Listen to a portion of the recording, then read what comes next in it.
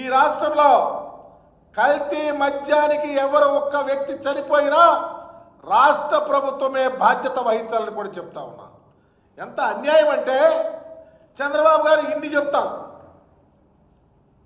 నేను మేధావిని, తుఫాన్లు ఆపుతానని, చరిత్ర తిరగరాస్తానని, ప్రజల యొక్క మాన ప్రాణాలను నేనే రక్షిస్తానని, మిగిలిన వాళ్ళు ఎవరో బక్కిస్తున్నారని ఇన్ని ఆలోచనలు ప్రజలకు రేకెత్తించే చంద్రబాబు గారు మీరు ముఖ్యమంత్రిగా ఉండి పేదల ప్రాణాలు పోతా ఉంటే ఫలానా మద్యం వల్ల పోతా ఉంది అని తెలిసి కూడా ఈరోజు పరిపాలనలో నిమ్మకు నీరెత్తినట్టు మీరు ఉన్నారంటే ఎంత బాధ్యతారాహిత్యమో తెలుసుకోమని కూడా తెలియపరుస్తా ఉన్నా.